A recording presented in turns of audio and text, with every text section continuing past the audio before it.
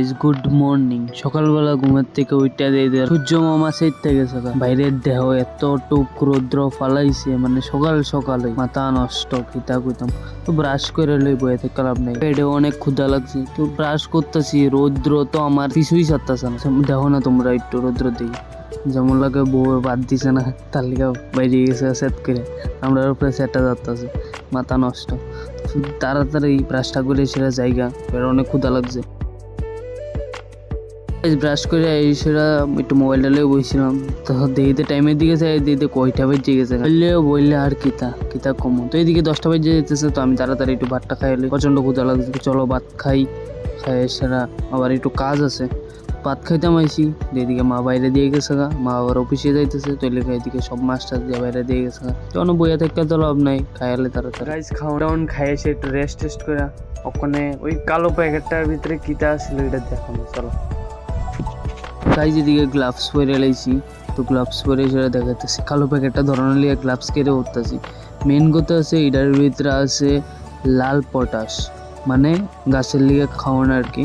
তো এই গাছের খাওয়ানোর লিগে লাল পটাশটা আনছি, তো এর লিগে প্যাকেটটার ভিতরে আনছি, তো এর লিগে গ্লাভস পরে লিছি। নাইলে নোকের ভিতরে মাটিটি অনেক ঢুকে যাবে আর কি, তো এর লিগে গ্লাভস পরে লিছি। আর আমি সবটি গাছের ভিতরে লাল পটাশটা দেবো, তো চামিচ দিয়ে দিতেছি, কেটে বেশি পরিমাণ দেওয়া যেত না, তো 1 চামিচ করে সবটি গাছে করবো। তো জবা গাছটার ভিতরে দিয়ে লাইতে থাকে, দেখো জবা গাছটা কীরকম ভালো হয়েছে। কিন্তু কিছুদিন পরে আমি দেখাবো, দেখো কীরকম আরও পাতাটা তাই ফুল টুল ফুটে গেছে লাল পটাশটা দেওয়া। তো এদিকে আরেকটা জবা গাছ, তো এটার ভিতরে ফুল আইছিল, আমি তো দেখাইছিলাম। তো এই ফুলটা এখানে ফুট হয়ে গেছে গা, তো এদিকে আবার দিয়ে দিতেছি, মানে আরও কয়েকটা ফুল আয় করবো। তো এদিকে সবটি দিয়ে দেবো, দেরি না করে সেটা এদিকে সবটি গাছের ভিতরে পুড়ে দেবো। গাইজ এদিকে দাও লই আইছি, তো মাটিটি এটা কুইরা দেবো, কেটে নাইলে ঘোড়ার ভিতরে যায় সেটা লাগতো না যে সারটা। তো এটার লেগে কুইরা দিতেছি, পুরো একটা সবটি এমনি এরকমভাবে কুইরা দেবো। তো কুইরা লই, কুইরে সেটা তোমরা লগাবার দেওয়া হইতেছে।